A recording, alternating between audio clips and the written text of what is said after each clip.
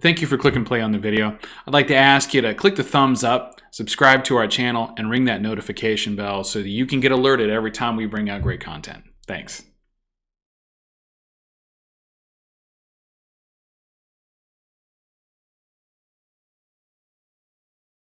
Hey YouTube comic community, this is Jimmy the Geek Aficionado back with another treasure hunt video.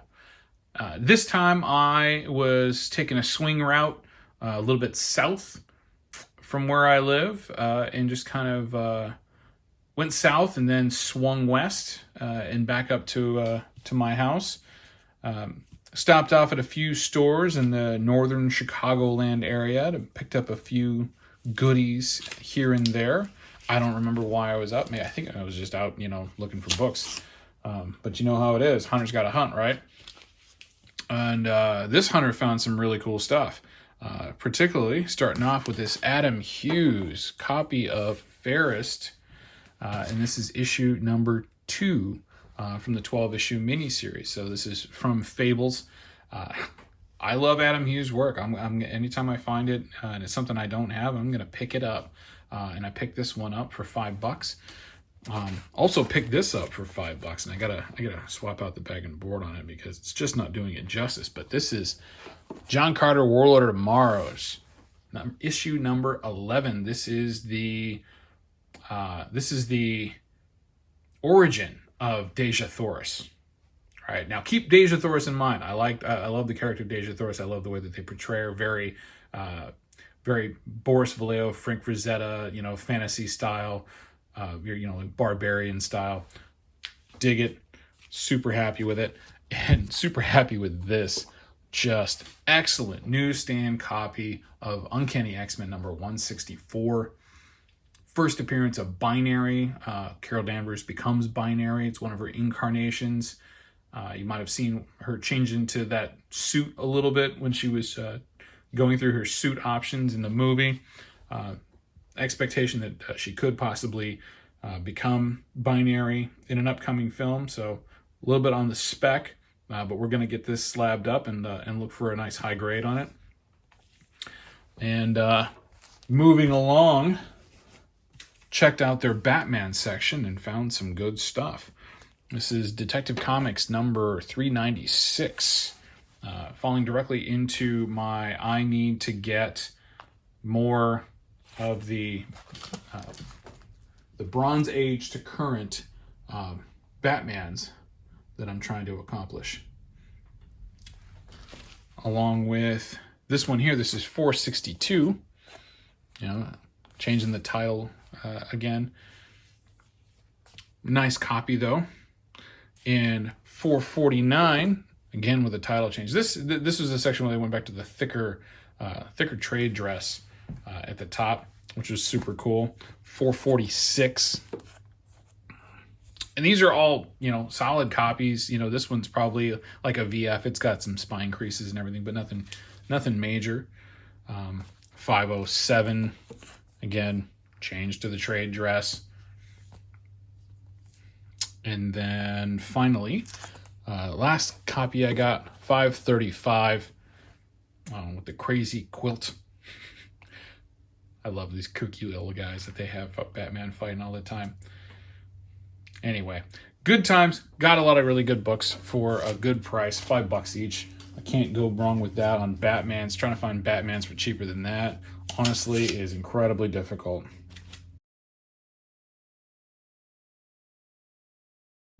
All right. Swinging over west to the Schaumburg area, we got some newer books. This is Far Sector number 7, one of the ones that I was missing. Variant copy to Far Sector number 4. Just kind of dug it, it's a pretty cool cover. So why not, taking a chance. But then we're going to talk about some serious cool variants. We're gonna talk about Jenny Frison and her cover run on Something Is Killing the Children is just spectacular. It really is. And every time she puts out something, I try to pick it up because her work is so haunting. especially in the eyes that she does in her characters. She can't really see with the glare, but just that kind of eye work it's fantastic, right? And it's hard to come by somebody who's that talented. Somebody else who's well, here we'll do another Ginny Frizen here. This is the variant 2 Department of Truth #1. Again, anytime it's Ginny Frizen, I'm going to find it and I'm going to pick it up just because her stuff is just too cool. Another guy's work that's really cool and rare is Arthur Sudum.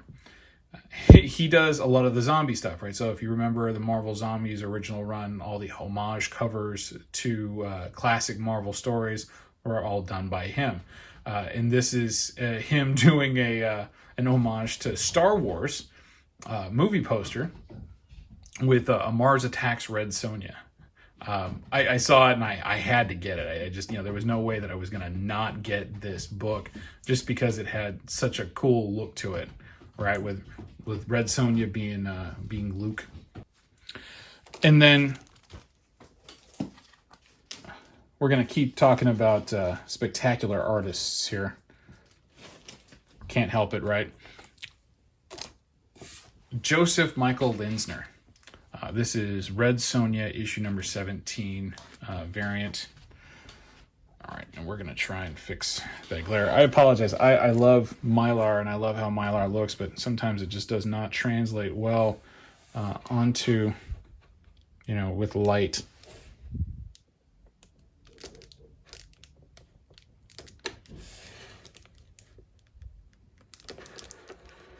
So we'll try that. Is that better? Yeah, I think that's better.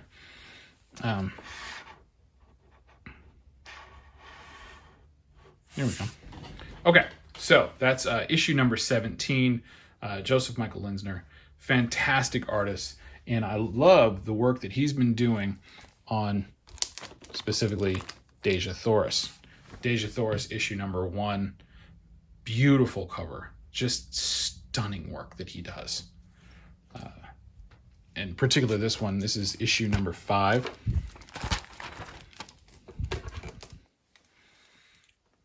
Again, as you can tell, just the man does fantastic work. Well, I've moved on from the front section, right, where the main section where all the new stuff is, and I'm starting to go through back issues. And, hey, I'm kind of on a Batman run this day. So let's check out what they've got back there. And we've got Detective Comics number 520 and Detective Comics number 530 with Nocturna. Ooh, and there's even an ad for Superman 3, which was just the worst movie and what derailed the entire DC movie franchise for several decades until Christopher Nolan came back and decided to do Batman again. Between that and Batman with Nipples, I think is really just was the coup de grace, that the killing stroke. But these Gene Colan covers are great. We got 543, Nocturna again, battling for Robin because she likes that youngness. 545. Batman might be dead. Got a blind woman out there looking for him. That's always a good idea. I have her lead the search party. And Detective 558. That looks precarious. Not that big a fan of the cover, but the concept art's pretty cool. Batman grabbing onto, I don't know, what is that? Some kind of animal head, I'm guessing. This one's cool. Issue 560. A little bit of a thinker with in a spider cave. Good times. But that's all the Batmans that I was able to find.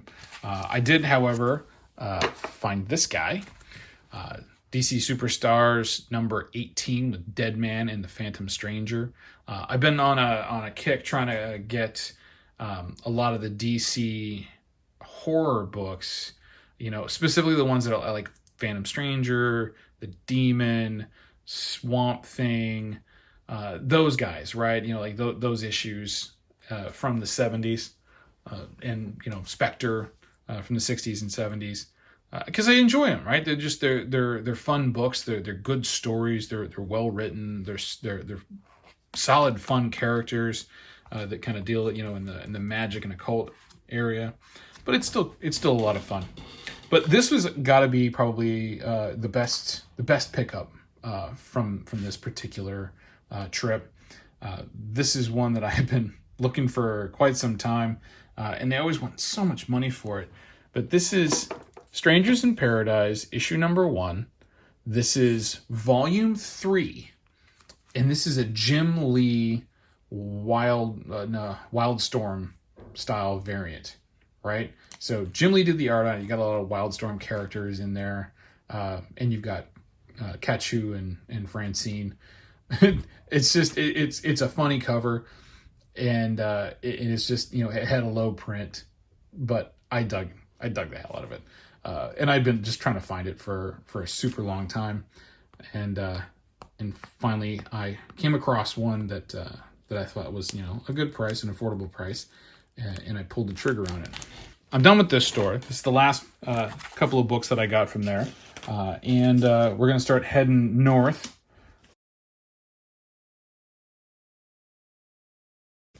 From the last one, and I come across another friend's store. And what does he have? He's got some decent stuff in there. Some little gems that you can find if you're digging long enough. But he just put some new stuff out, low grade. But I'll take low grade any day, especially if I can improve it. Like this copy of House of Mystery number 195 with a wicked spine roll and some schmutz here on the cover. But I'm going to clean it up, and I'm going to press it, and I'm going to make it super nicer, and get it. It should bank somewhere in the fines or high VG area.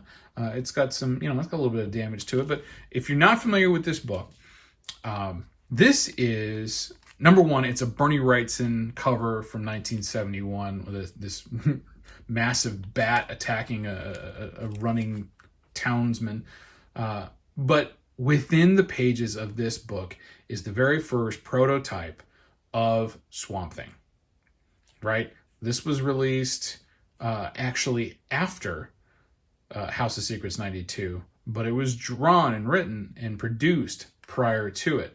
So, kind of a chicken and the egg scenario, but it's still cool nostalgia for anybody who's a huge Swamp Thing fan or a Bernie Wrightson fan, that you have this in your collection. So hit me up if you're interested on this one, and certainly hit me up if you're interested in this guy, especially with what's coming on. We've got the Snyder cut of Justice League getting ready to come out, which is said to feature Batman in it, and this is forever. I'm sorry, not Batman, but Darkseid in it. And this is Forever People number 1. This is the first full appearance of Darkseid in comics, and again, this is one I'm just going to get cleaned up and send out and have it back. It's a mid-grade book, but that's all I've got.